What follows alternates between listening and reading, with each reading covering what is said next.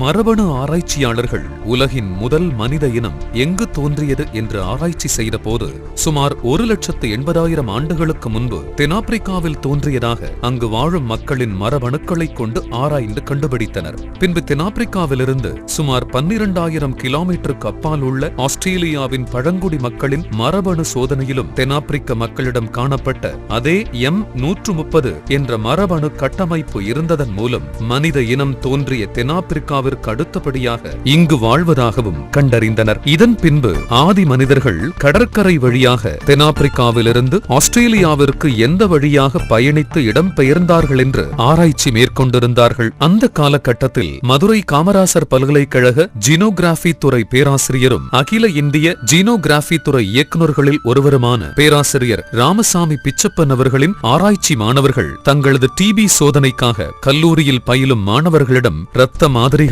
சேகரித்து மரபணு சோதனை மேற்கொண்டனர். அப்போது ஒரு மாணவரின் இரத்தத்தின் மாதிரியை மரபணு சோதனைக்குட்படுத்திய போது அதன் DNA கட்டமைப்பு மிகவும் வேறுபட்டுள்ளதை ஆராய்ச்சி மாணவர்களோடு பேராசிரியர் பிச்சப்பன் கண்டறிந்தார். மேலும் அந்த இரத்த மாதிரியின் மரபணு கட்டமைப்பானது M130 இருந்ததைக் கண்டு வியப்படைந்து அந்த மாதிரிக்கு உரியவராக இருந்த அந்த நபரை அறியும் நோக்கில் மற்ற விவரங்களையும் சேகரித்து அதன்படி உசிலம்பட்டி வட்டம் கருமாத்தூர் அருகே உள்ள ஜோதிமாணிக்கம் கிராமத்தில் வசிக்கும் பிரமலை கள்ளர் சமூகத்தைச் சேர்ந்த விருமாண்டி என்று கண்டுபிடித்தனர். அவரை தொடர்ந்து அவ்வூரில் வசிக்கும் பிரமலை கள்ளர் சமூகத்தைச் சேர்ந்த மேலும் பலரிடம் இச்சோதனை மேற்கொண்டதன் முடிவில் அவர்களில் 12 பேர்களுக்கு விருமாண்டியின் DNA கட்டமைப்பான M130 இருந்ததைக் கண்டு ஆச்சரியப்பட்ட பேராசிரியர் பிச்சப்பன் தலைமையிலான ஆராய்ச்சி குழுவும் பல அயல்நாட்டு ஆராய்ச்சியாளர்களும் ஆதி மனித இடப்பெயர்வின் வழித்தடங்களைக் கண்டு இவ்வுலகுக்கு அறிவித்தனர். அதன் அடிப்படையிலேயே கல் தோன்றி மண் தோன்றா காலத்தை முன் தோன்றிய மூத்த குடி பிரமலை கள்ளர்கள் என்பது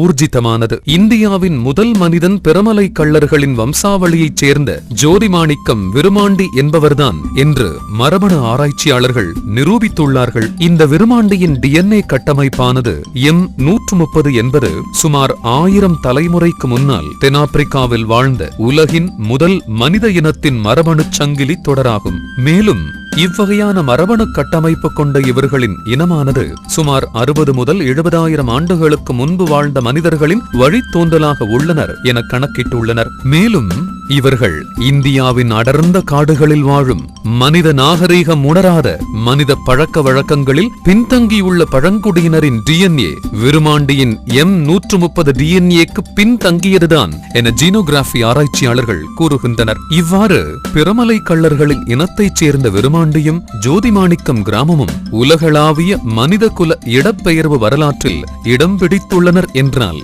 அது மிகையாகாது.